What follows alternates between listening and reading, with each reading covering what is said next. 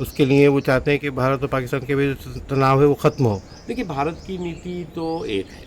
भारत की नीति साफ है कि तुम छेड़ोगे तो छोड़ेंगे नहीं। और नरेंद्र मोदी जी ने पहले ही कहा था कि तुम अगर छेड़ोगे तो तुम्हें छोड़ा नहीं जाएगा। अब आप बार बार अगर छेड़ने की हिमाकत कर रहे हैं, आप बार बार छेड़ने की जो है वो दुष्टता कर रहे हैं, जो है वो, तो फिर आपको ये उसका जो है वो अंजाम भुगतने के लिए तैयार होना होगा।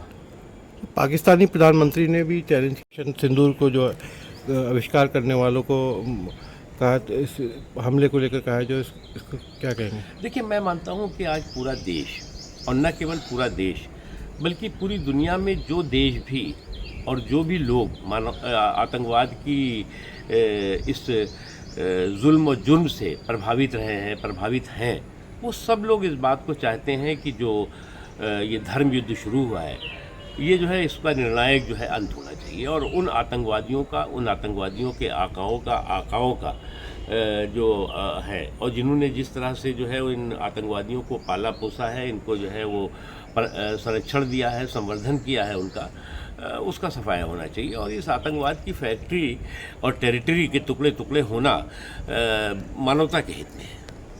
मुझे क्या लग रहा है कि इनको अपना आत्मचिंतन करने के बजाय अपने आंगन में जो आटे की आफत है उसकी चिंता करने के बजाय जो है वो इस कंगाली में जो है वो आतंकवाद का मवाली बन करके जो है वो आप आतंकवादियों के जो है वो सरगना बनने की कोशिश करें, तो ये किसी भी जो है वो देश, कोई भी दुनिया का देश जो है इसे स्वीकार नहीं करेगा।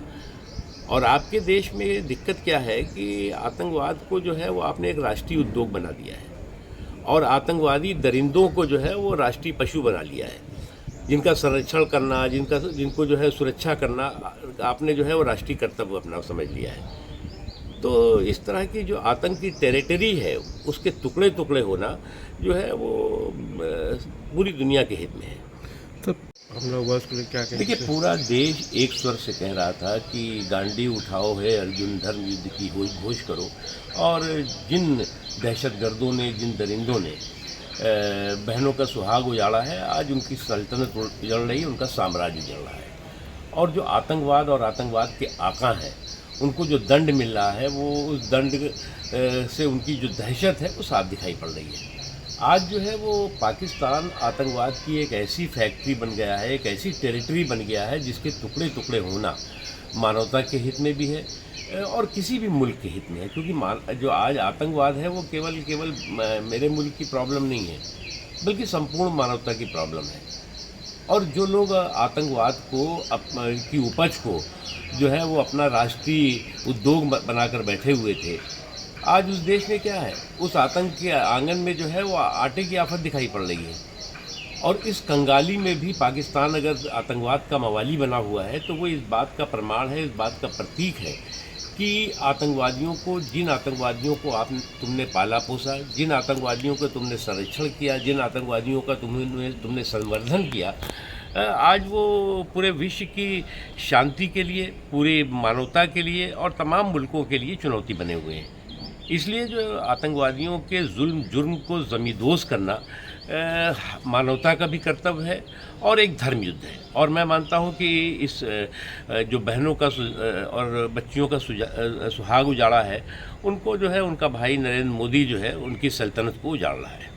एक भी शहीद हुए, उसको लेकर क्या कहेंगे? जो देखिए, पाकिस्तान, हमारे सुरक्षा बल मजबूती के साथ और मुस्तैदी के साथ इन आतंकवादी दरिंदों, उनके दाताओं और आकाओं को जो है वो जो दंड दे रहे हैं, वो दंड जो है उनके दुस्साहस को और उनकी जो दुष्टता है उसको जो है वो पूरी तरह से जो है वो ज़मींदोज़ करेगा। एक चीज़। दूसरी चीज़ ये कि एक चीज़ सबको समझना होगा कि आज जो है वो भारत जो है वो बहुत बदला हुआ भारत है, ये नया भारत है।